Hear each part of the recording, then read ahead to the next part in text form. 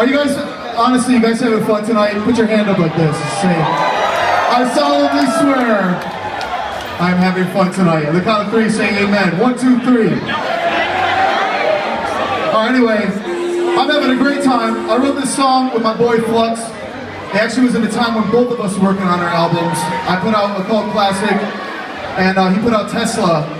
So it was kind of at a time when we were like throwing around a lot of different ideas. And actually, this is Flux singing. He's singing in my little studio, basement apartment in LA at the Alza offices. But listen to this motherfucker's voice. There's so much meaning behind this for me. I hope you feel it.